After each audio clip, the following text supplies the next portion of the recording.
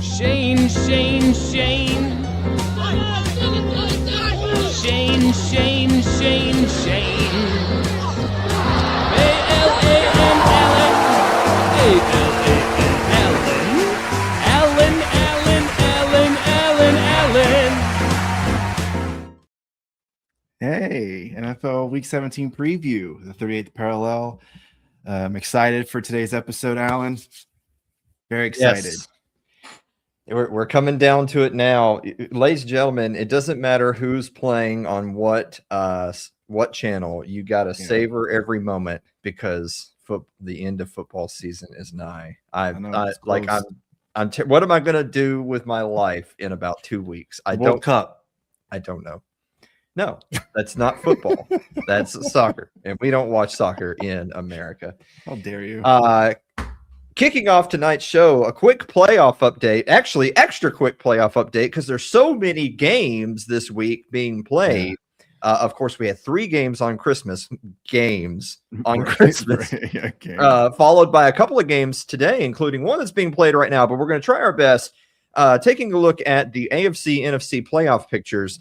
The glass half full way looking at is if the playoffs are pretty much all but settled. It's just a matter of who's going to be what seed, with the exception of a couple of pesky conferences with some really, really mediocre records.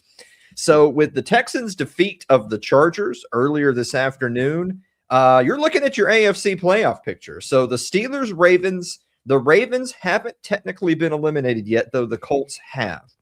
If the Ravens were to lose to Green Bay, which as of this moment, they are leading actually 20-13.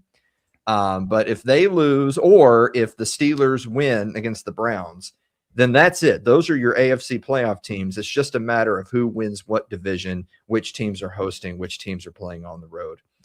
So congratulations to Broncos, Patriots, Jags, Steelers, Bills, Chargers, Texans. Those are, of course, no Kansas City, no Baltimore Ravens, Bills on the road. That's exactly the way we predicted it, Shane. I know you and I had all of those correct. Yes. Hey, you know what? Real quick before we move to the NFC, we did pick the Broncos, by the way. Mm-hmm. So how about that? Over there on the NFC side, we're pretty close to the same thing. So the Buccaneers and Panthers winner is if the Buccaneers lose and the Panthers win this weekend, or if the Panthers beat the Bucs next week, then the Panthers will win the NFC South. If the Buccaneers win out and the Panthers lose, then the Buccaneers will win the NFC South. So the winner of that game and all of those other teams are set. It's just a matter, again, of who wins what division, who earns what seed. As of this moment, it's Seahawks, Bears, Eagles, Bucks, followed by Rams, 49ers, Packers. Of course, 3 teams from your NFC West. But for some weird reason, I can't quite put my finger on it. The 49ers are the number 3 team out of those 3 teams. But still a huge game next week between the Seahawks and 49ers.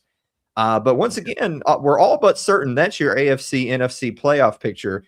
As far as our predictions for the NFC, I think we expected the NFC West to be good.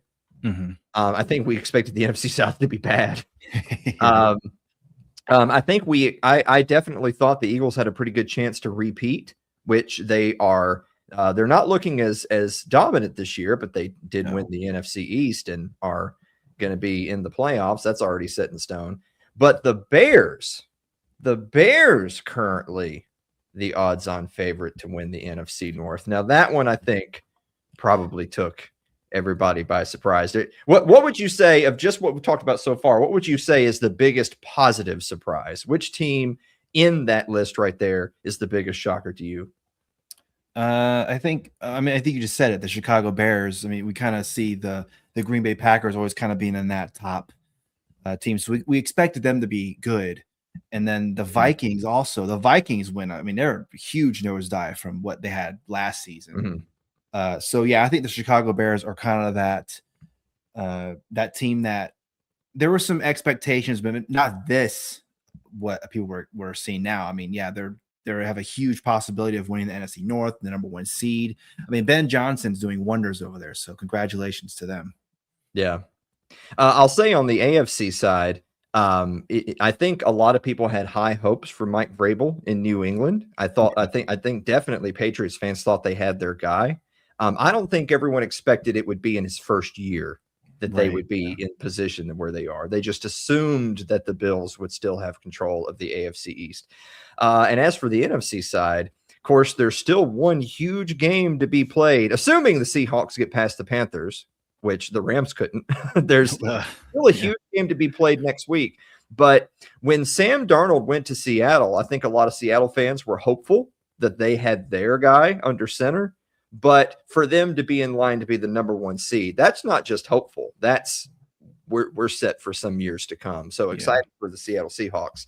Really quick look before we move on to our Week 17 Q&A for the teams not in those standings. Let's talk about draft order. How about that? Let's talk about NFL draft order right now. The Las Vegas Raiders and New York Giants, the number 1 and number 2s, are playing. They're playing tomorrow, Shane. I can't wait for that one. The loser of that game, or winner, depending on what you're shooting for, the loser of that contest is pretty much certain to be the number 1 seed. And then you're followed closely behind by the Browns, who won't have a stake in that contest, but are waiting there in the wings if one or both of those teams were to win another game. Followed by the Jets, that are all but eliminated from the 1 seed, but should be picking in the top, certainly picking in the top 5. And then you have the Tennessee Titans, who inexplicably won 2 out of their last 3 games.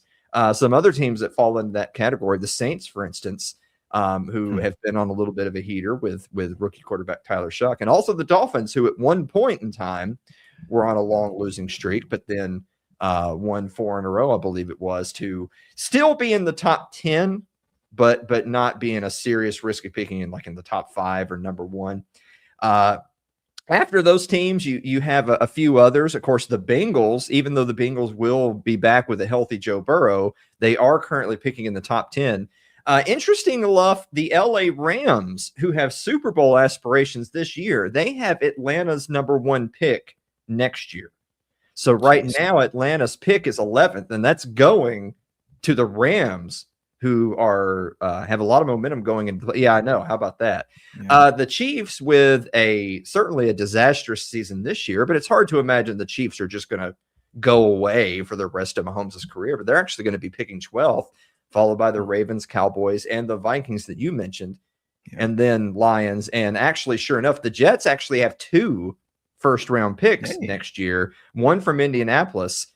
So Indianapolis, who started strong but faded late, are currently giving the Jets a pick around the middle of the first round, and the Jets will be picking in the top 5. So little bit of reason for optimism going into next year. But with all that being said, we're going to move on to our Week 17 Q&A.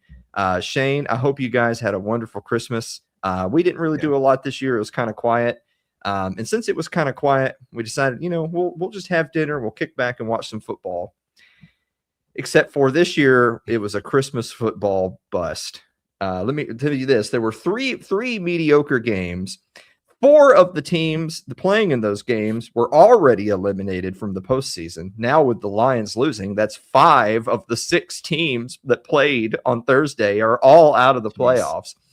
3 of the teams were starting not just backups, but third-string quarterbacks. And 2 of the games were on Netflix, which brings yet another streaming service to professional football. I'm going to start off there with question number 1.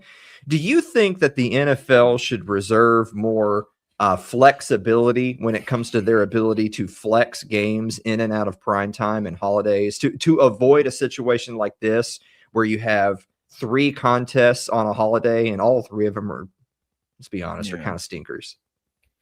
Yeah, I think obviously when they were making the schedule before the season started, they were banking on some of these games being really good, but that didn't end up happening. The Redskins and Cowboys played, and of course the Cowboys aren't in the playoffs anymore. Neither are the Redskins, so it was like, whatever. 2 teams in the NFC East, whatever. I guess it's an NFC East division battle, so there's that, I guess.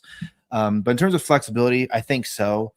I think they need to let some teams go in there that like say for example the Giants Raiders game. Get that, whatever. If say that was a primetime game, get that out of there. Let's put some other good team matchup in there. So yeah, I definitely think they need to have more flexibility for sure. Now I do know that they have those obligations where, like, for instance, Dallas and Detroit tend to play on all the holidays, and but even if we're including those games in there, for one, that maybe that's a relic of the past. I don't know. I understand that there's a certain tradition to that, and I'm sure that there's certain contractual agreements between the league and certain franchises that we're going to be hosting certain games and this, that, and the other.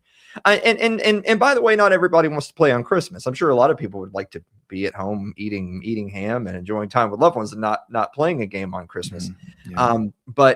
But we have the 3 games, and all 3 games were bad. I get that they don't know, 3 months, 4 months in advance who's going to be where in the playoff race and all that. Yeah. But not, it wasn't just that the teams weren't great, and it wasn't just that there wasn't a lot of stakes in the games, but then to add insult to injury, a lot of key players weren't even dressed. Yeah, that's true.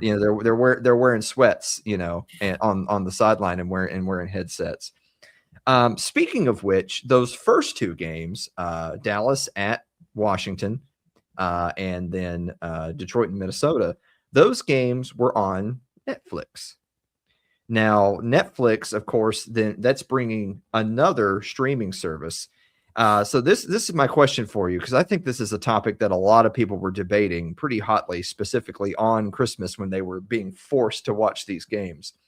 Has the expansion of streaming services helped or hurt football? So Netflix now joins Amazon Prime / Twitch, Peacock / NBC, YouTube. We had a YouTube game earlier in the year, CBS / Paramount Plus, Fox and Fox One. There's, of course, ESPN, ESPN Plus, ABC, and also NFL Network.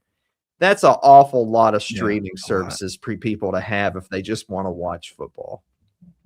Yeah, it's I don't know. I think that I think it's too much. I mean, out of all of those though that you said, get Netflix out of there. I don't even know how Netflix even got into it in the first place. I really don't. It doesn't make any sense. If Netflix is going to be a part of it, don't just let it be Christmas games or something. Let it be part, like the whole season.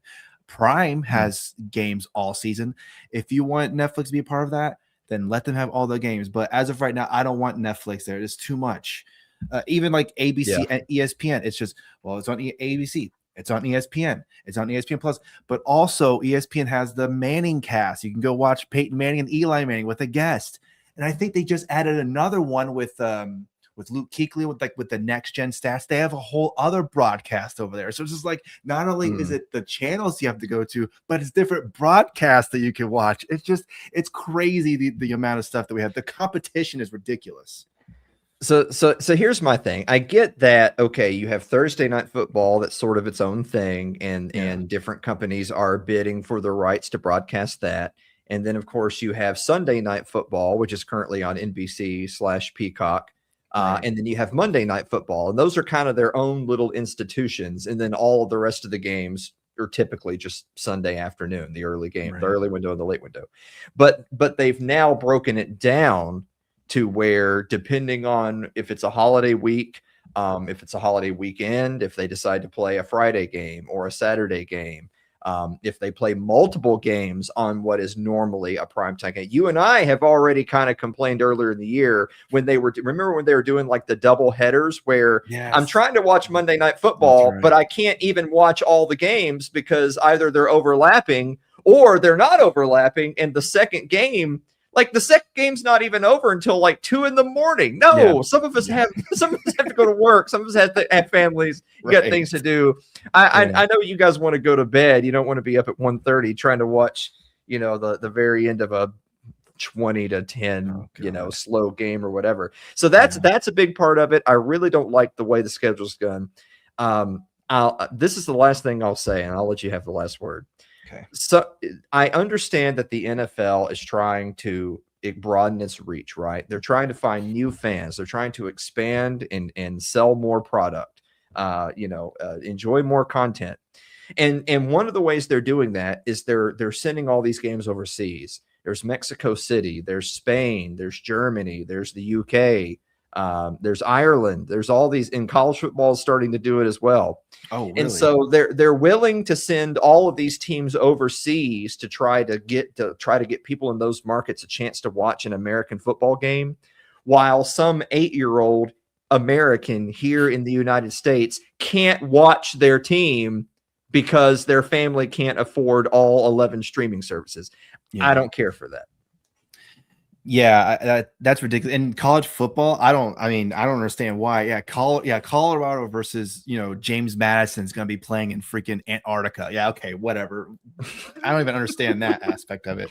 I forget. I think it was Iowa State and K-State, I think, was this year's kickoff Ireland game. So flyover country is going to go to Ireland. Yeah, okay. Yes. Flyover country's going absolutely right. Yes, sir. That makes no That's right. sense.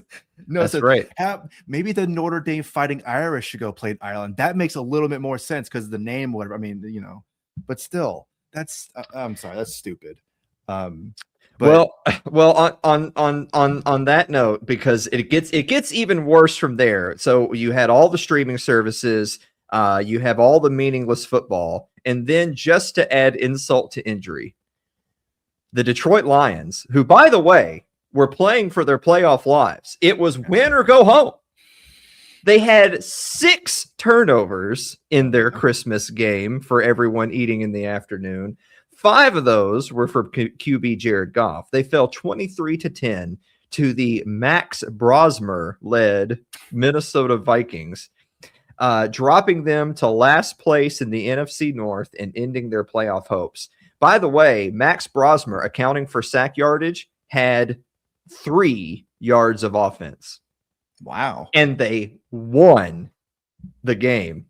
So I'll ask you this. Wow. Do you think the Lions are the most disappointing team in NFL this year? Yeah, I would say so. I mean, they're definitely one of them for sure. I mean, let's just look at some of the records from last season to this season. So last season, the Ravens were 12-5. And okay. And now they're, not as good as this season. I mean, Lamar Jackson being injured has a lot to do with that. Obviously the Chiefs not making the playoffs from last year to this year. There's one. I mean, maybe we're not disappointed personally, but in terms of what the team is expected to be and where they are now, that's disappointing. And looking over in the NFC side, the Lions are probably the biggest disappointment for sure. I mean, it's, I guess you can even say the Buccaneers are in that category too, because I mean, yeah, they won the NFC South, but that whole division itself is terrible. So I don't know, but I would also contend and maybe even contest the Lions being the bigger disappointment with the Vikings being right behind them, where the Lions were 15-2 last season. The Vikings were 14-3. The Vikings aren't even in the playoffs this season. So that's pretty bad. So I think the Lions are the biggest disappointment, but I would definitely put the Vikings in that category too. I think I definitely get the criticism of the Vikings. At least with them, you knew that they were going to be starting a pseudo rookie in JJ McCarthy, who is his second year, but basically his first season. And you knew that they decided early that they weren't going to be holding on to Sam Darnold. Now Sam Darnold's in Seattle. Seattle has a chance at the number 1 seed. You knew that there was going to be a change of the guard. You just didn't expect them to fall off by like 10 wins. I will put it that way. Right. But to be fair, the Lions were the number 1 seed, and so they went from number 1 seed to out of the playoffs. Yeah. Here's in the final point on the Lions being this. Last year, of course, you remember they had all of those injuries, so many injuries, specifically on defense, that they still managed to make it to the postseason as the number 1 seed, but of course were bounced early. They just finally ran out of healthy bodies. They just hadn't have anyone left to put on the field in the postseason. But with that said, that would make you hopeful that going into this year, well, if that same team whose unit is roughly intact but healthy, they would be an odds-on favorite this year. And that just never materialized. I mean, remember right out of the gate with that blowout loss to Green Bay in week 1.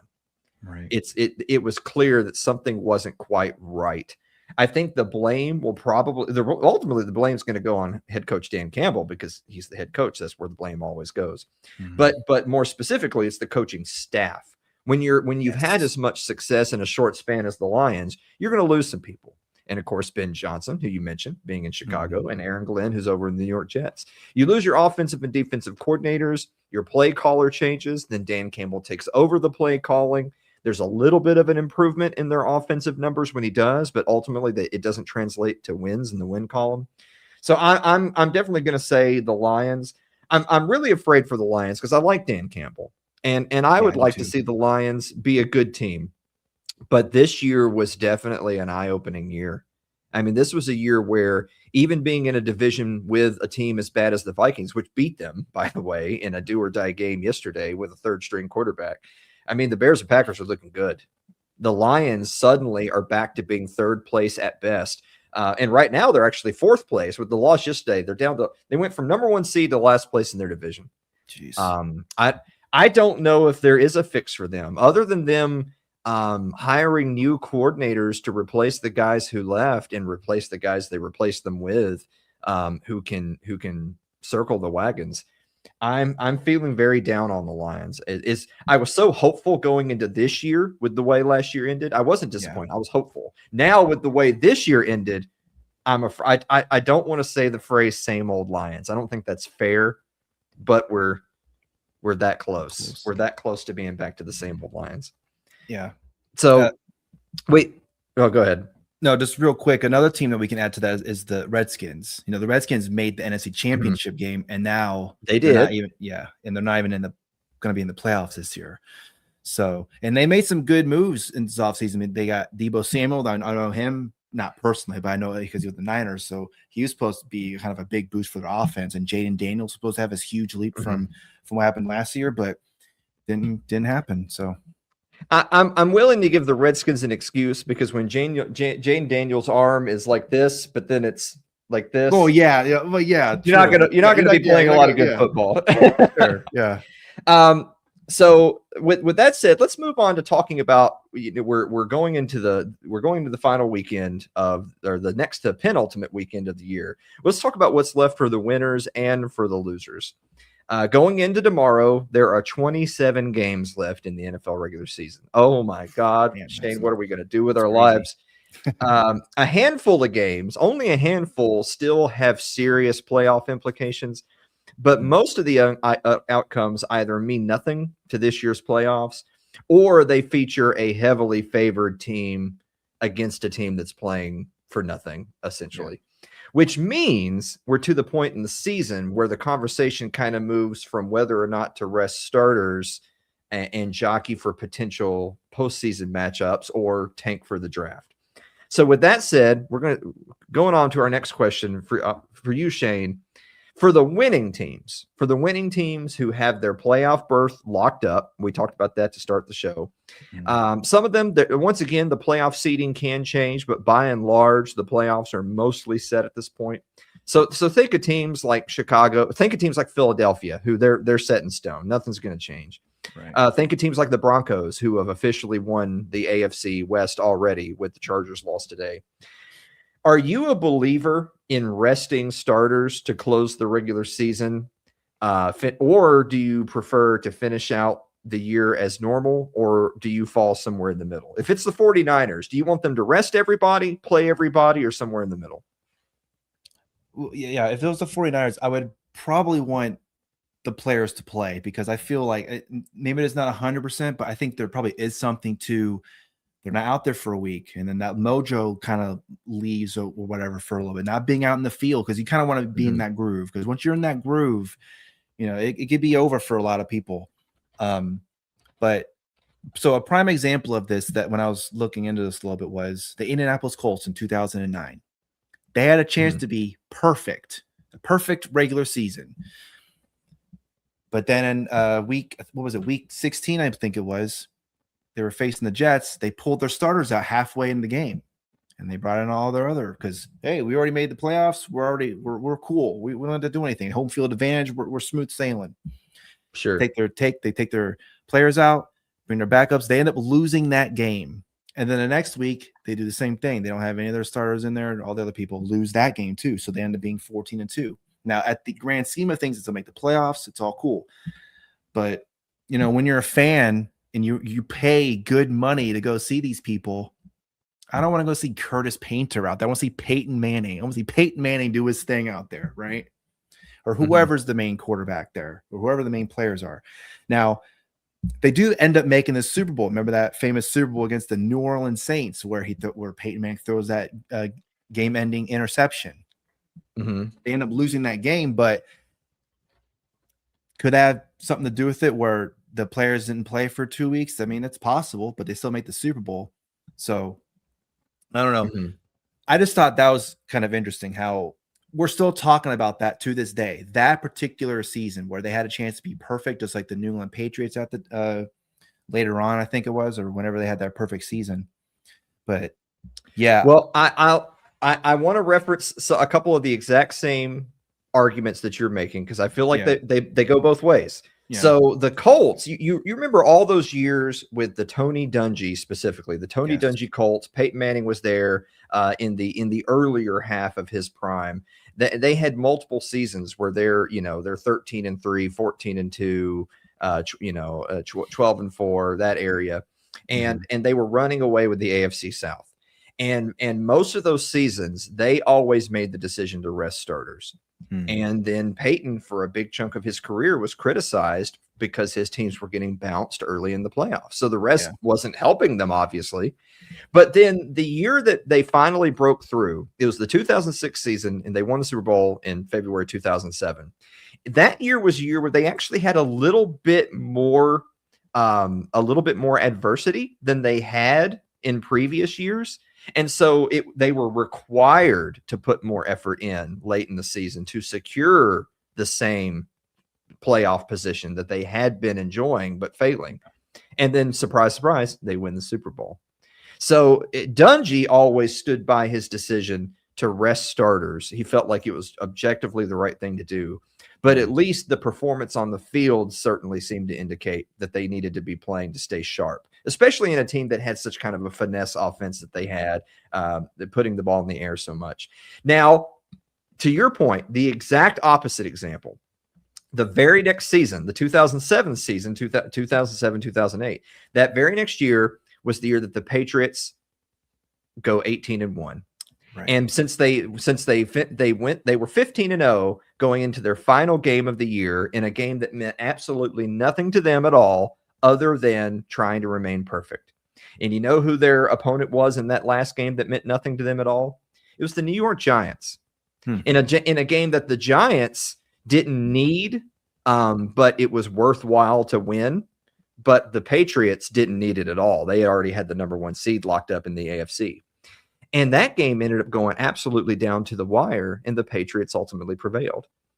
But they let the Giants have a field test of the blueprint that would come back to haunt them a few weeks later. The Giants given another opportunity to just tighten the bolts just a little bit more. Yeah. And then they beat them and they make them 18-1. So I would be willing to argue that while obviously I understand trying to go for perfection, I bet you those guys would have rather won the Super Bowl and been 18-1 than their one loss being the Super Bowl. I promise you that's what every single one of them would say. I'm willing to bet, we'll never know, but I'm willing to bet that if the Patriots had played nobody and the Giants just basically played a glorified walkthrough in the end of the regular season, and then had to face the juggernaut Patriots in the Super Bowl with no game tape, I'm not sure they win. So I'm just saying. No, those are good examples. I mean, that's the arguably the biggest upset in sports history. Really, I mean, nobody was expecting. Almost nobody was expecting. It was ridiculous that the Giants were there at all, because the Giants weren't even good, and then on top of that, they played the 18-0 Patriots in the Super Bowl and beat them. So I don't know if this is a similar argument or not, but it's so like now the playoff structure, it's always been like this, where when you get the number 1 seed home field advantage, you have that break in the like before you like from the end of the season to when the playoffs start, you have a break there for a week. Historically, that hasn't really damaged number one teams. I mean, more likely than not, a number one team will go to the Super Bowl. So I don't know if that will hurt them at all, just because you have that automatic rest. But obviously, having home field advantage is going to be the main factor there. I mean, yeah. So that's the thing too. In the updated playoff format of seven teams, and only the number one seed gets an opening round bye. That means that if you're the number one seed and you also rest your starters to end the season, that means you're now going upwards of 2 weeks, maybe even 3 weeks without playing. That's it's kind of like college bowl season, where they finish the season at the end of November, 1st of December, and then their bowl game is like January 1st. That's a really long time. It's a really long time. With that said, we talked about the winning teams. Let's talk a little bit about the losing teams. So the teams that were on our draft board there, that whose playoffs hopes are dashed. Let me ask you this. Are you same question, but for the teams on the other end of the spectrum? Are you a believer in having your starters play out the year as normal, especially even star players and ones with injury histories? So think a Dak Prescott, a Joe Burrow, a Jaden Daniels. Or do you think it's an opportunity to kind of get an extended look at your depth and start evaluating talent for next year? So I'll give you the exact examples right now. Dak Prescott and Joe Burrow are both going to be finishing the season despite having, quote, nothing to play for, whereas Jaden Daniels is going to be sitting out the rest of the year. And while Daniels had injury issues this season, so did Joe Burrow with the toe. And of course, Dak Prescott is coming off of a season where he just missed basically a year of football. So different teams, you're seeing different teams do it different ways. Some teams want them playing hard to finish the year. Other teams are essentially benching their starters before the end of the season. What would you do? If the 49ers were 6-10, would you want Brock Purdy, George Kittle, Christian McCaffrey? Would you want all those guys playing every snap? Or would you say, you know what? Let's get ready for next year. I feel like with that type of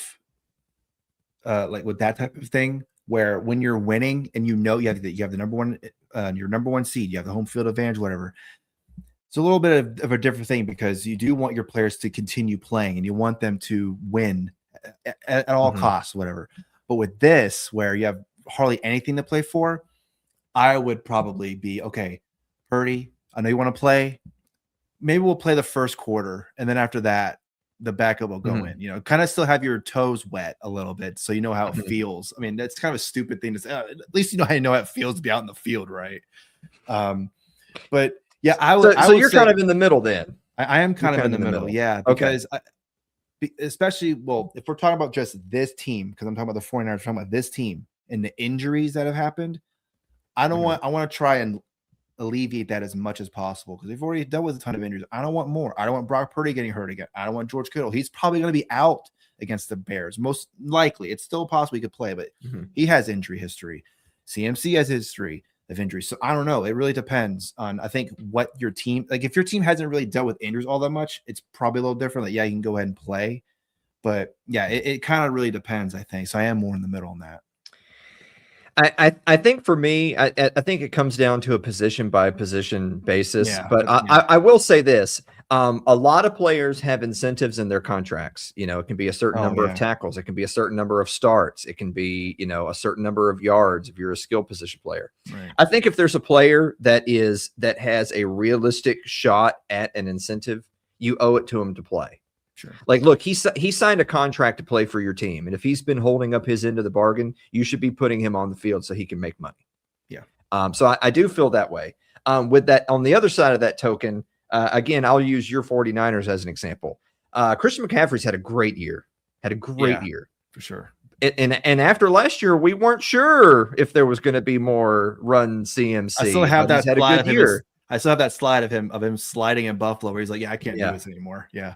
But in either event, even if the 49ers were 17-1 or 16-1 and they didn't need to play their starters, or they were 1-16 and didn't need to play their starters, I think if CMC was intending on playing another year, why would you put more mileage on him?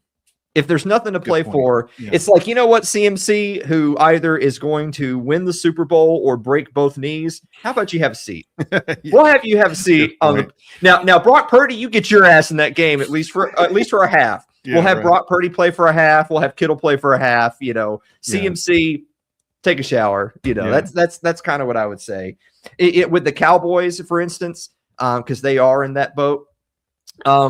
They do need to be thinking about next year. This year's problems were overwhelmingly injuries and defense, and they're going to have to overhaul their defense. They're probably going to be firing their defensive coaching staff, but their offense has been great.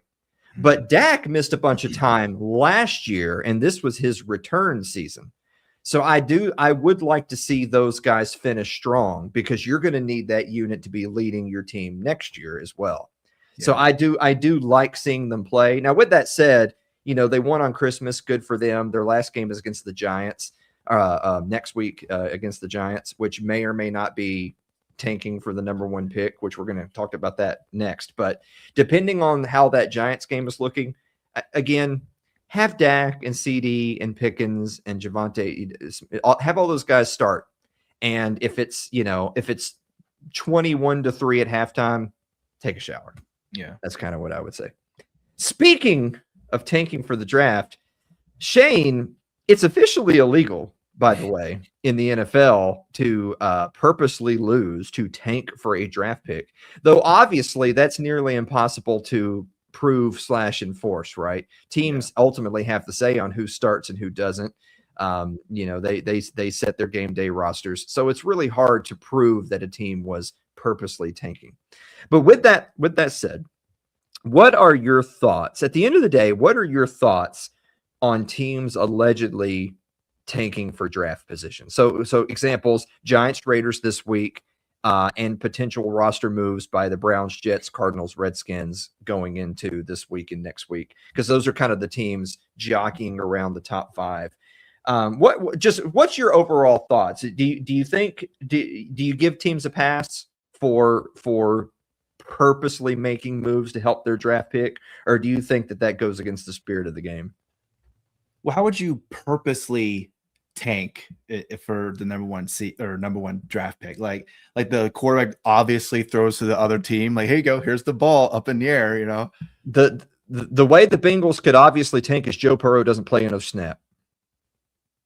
Okay. Yeah. So basically, teams have plenty of ways to do it without purposely committing actions on the field. I could start my whole damn practice squad, and there's nothing you could do about it. But you know that I'm not trying my hardest to win, because if I was trying my hardest to win, then Joe Burrow and Jamar Chase would be running go routes right now, as opposed to you look at the Redskins, look at Josh Johnson and whoever Josh Johnson was throwing. I don't even know whoever Josh Johnson was throwing to. They're literally AI generated players, Shane, that were playing for the Redskins on Christmas. We see but do you think it's right? Do you think it's right for teams to do that because they're thinking draft pick rather than thinking it's our job to try to win football games? Well, I think you want to win. I mean, that's the thing. You want to win football games. It's like Herm Edwards says, you play to win the game, right? The whole thing. Mm-hmm. But yes, we saw the Raiders come up with a statement. Hey, Max Crosby's not playing anymore for this season. It's over. He's done. And he's mad. He's pissed off. He's he is. I don't want this. I'm leaving. Max Crosby, you are a Dallas Cowboy. Yes. I mean, he might as well be. He could possibly be next year for all we know. I mean, if that happens, then I'm gonna be giving you a high five in the air spiritually. But yeah, I mean, do I think it's wrong? I think it is wrong to just intentionally tank, but I think teams probably do try and find some ways to sneak it in. Now, I wanted to show something real quick. Now, look at this. So the Las Vegas Raiders and the New York Giants, they have their game here upcoming. Look at this preview. Look at the picks. Does one of them stand out to you? 4-2. Wow. Yeah. My God. What is that?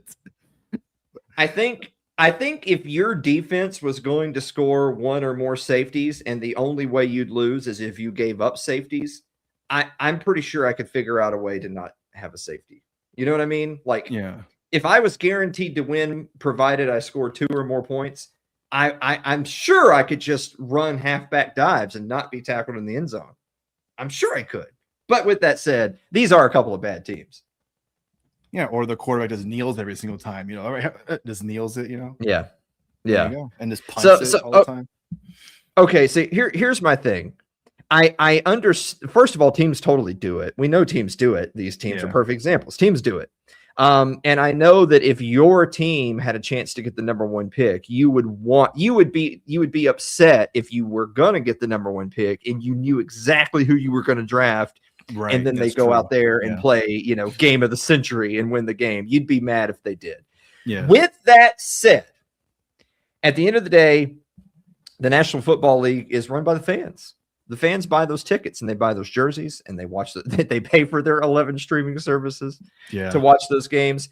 And so the customer is always right. And you owe it to the customers to be putting a quality product on the field. So in the same way that I don't like teams that are perennially bad, teams that don't spend their whole salary cap, especially small market teams that are just basically there to collect a paycheck. They're not really interested in bringing in the right people to make their team better.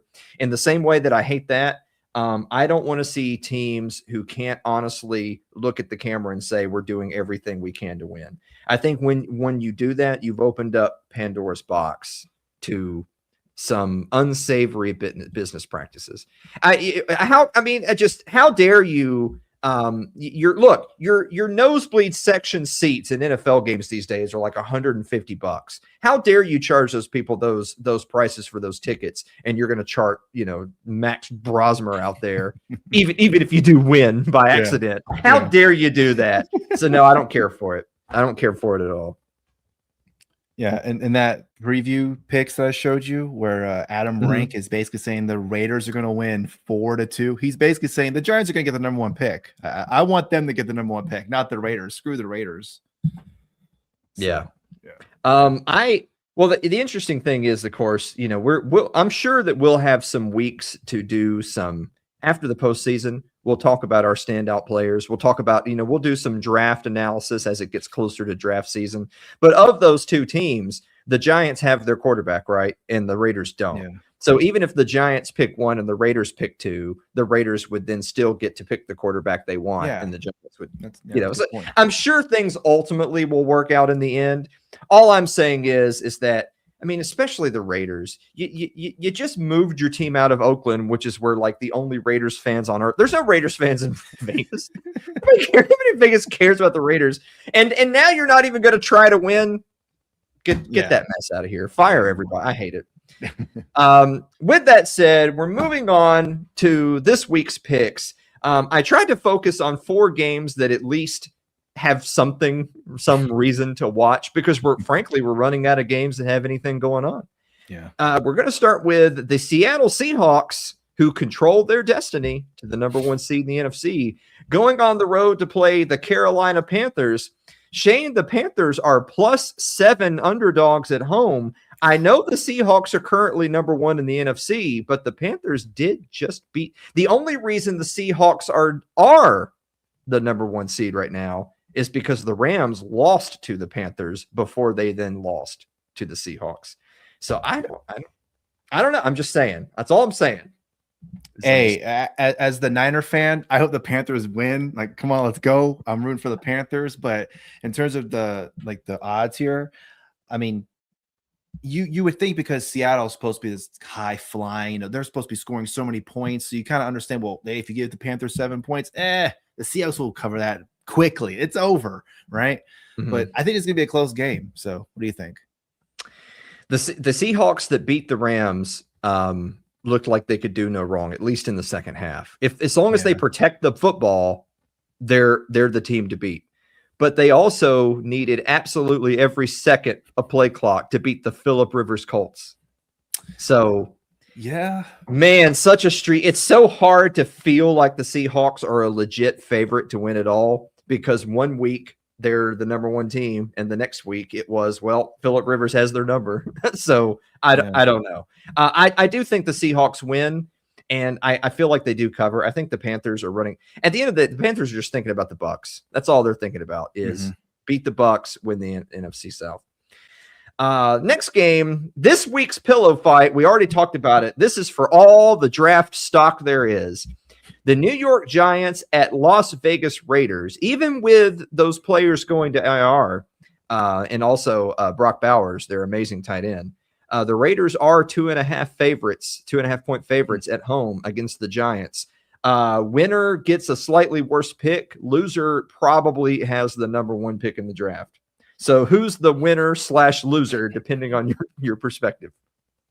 Well, I mean, you were saying it before. If the Giants do feel that Jackson Dart is their quarterback, they're not picking quarterback. And the Raiders need a quarterback. Mm-hmm. So as long as they're in 1-2, somewhere in there, I think they're fine. So I really don't even think if they win, then hey, kudos to you. But hopefully you lose the next game, because then you'll definitely be 1 or 2. But in terms of this game, I mean, if it is 4-2, hey, there you go. You lost money.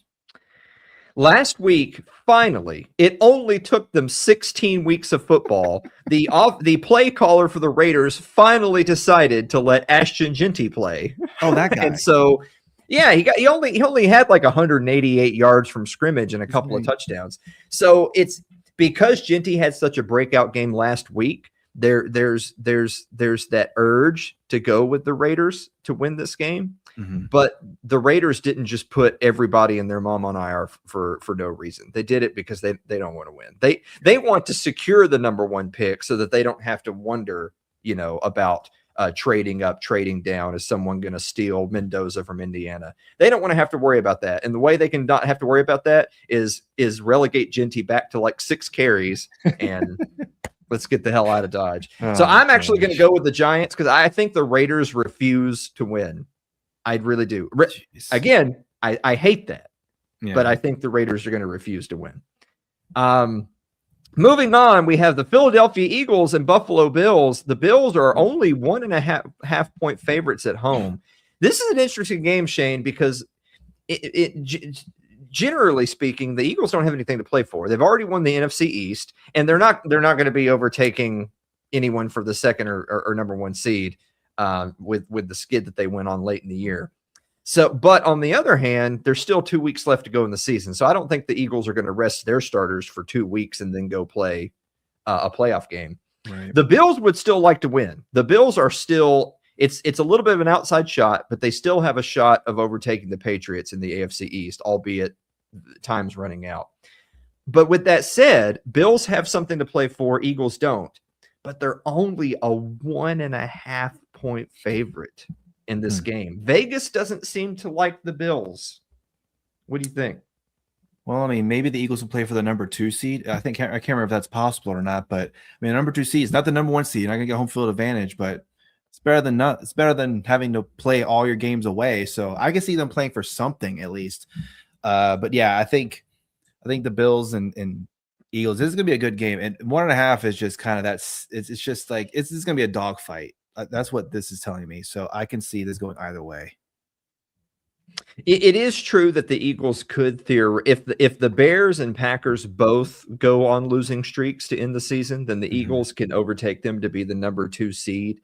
But I just don't feel like that's a big enough. It's not it's the Eagles are going to play this game. Yeah, but it's not a big enough reason for them to show all their cards and put anybody, on injured reserve over this game.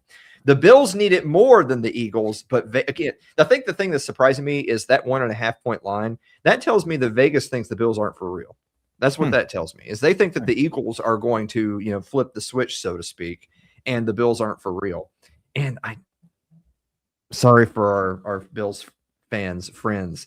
I kind of agree. I think the Bills aren't for real. I think that their defense are not going to win against a serious contender. And I think Josh Allen cannot single-handedly win a Super Bowl. So I kind of agree. I don't know. And finally, game of the week. Now, this is a game that does still matter. Yeah. It's the Chicago Bears at your San Francisco 49ers. Shane, if the Bears win, it's a done deal. They've won the NFC North. They're going to be at least the number 2 seed. As we've talked for weeks now, unbelievable turnaround from last season to this season. What a job Ben Johnson's done at head coach. Versus the 49ers, who They're a little bit on the outside looking in with the Seahawks and Rams, but they do still have a path. They do still have a path to winning the division and having the number 1 seed. If the 49ers win out, which would include a victory over those Seahawks, and the Rams also lose another game, a bit unlikely, but if it did, they still have a shot at number 1. At the very minimum, this is like playoff football right here. This is 2 serious contender playoff teams playing 2 weeks before the playoffs start. Yeah. What do you think? This is a possible NFC championship matchup right here. So this is good stuff right here. Sure. But yeah, so if the 49ers do win this game, they're just over 50% again at number 1 seed. Now, if they lose, it's like pretty much non-existent, like 1%. It's non-existent for number 1 seed. They're basically going to be like 5, 6, 7. That's what seeding they're going to be if they lose this game. I think in terms of what's going to happen with this game, a lot of it does depend on if George Kittle does end up playing this game, because it's kind of like 50-50. It's kind of like day to day or whatever. I mean, his backup Jake Tonjes did pretty well when he stepped in for him. So I wouldn't be 100% concerned with him not playing, but I think if Kittle doesn't play, then Chicago Bears definitely have a better chance of winning this game, because George Kittle, we've seen it. We saw it with the Colts game and the Titans game, where if Brock Purdy throws the Kittle, it's almost pretty much like virtually he's going to get the ball. You know what I mean? So, but I do think this is going to be a close game. So I would say that -3 does look pretty good to me. I could definitely see it as being won by like a game-winning field goal or something like that. It's an interesting game because the Bears are going on the road to play in San Francisco, but in a few weeks it may be San Francisco going on the road to play in Chicago. It may very well be. We don't know. It also brings in that strategy part of it of, do you want to show everything you've got in the playbook to a team that you might be playing in a few weeks? Right. For all the marbles. I don't know. That's above my pay grade. I will say this: the Bears are the number 2 rushing team in the NFL. They can run the football. Jeez, Swift, Monangai, a crazy 2-headed beast, which is good because while Caleb Williams has had a better season, he still has like the lowest completion percentage amongst starting quarterbacks in the NFL. So they need to be one of the best rushing teams in order to be a serious contender. However, the 49ers are number 8 in rush defense. So that's strength on strength. Crazy. That's crazy to me, because as someone that sees a lot of the Niners games, they did pretty well against Jonathan Taylor with the Colts. So that's pretty cool. But man, Tony Pollard with the Titans, it's like he could do whatever he wanted against that run defense. So I don't know. It's kind of crazy. And you lost me at Titans. I just if you played the Titans and anything went wrong, then it's starting to start evaluating. That's all I can say. I'm just saying. Here's my prediction. I'm gonna go 49ers on this one, which I'm sure will make you happy, but with a comma, but this better not be like a last second, fourth quarter or OT drive pulling out everything out of the playbook, because you don't want to be going to Soldier Field in 3 weeks and have to do it again. Oh yeah, that's going to be So one thing I was going to say about this before you get to our final thought is that if the Niners do win and they end up getting the number 1 seed, they're home. So literally their next games could just be all at home, because the Super Bowl is in their house.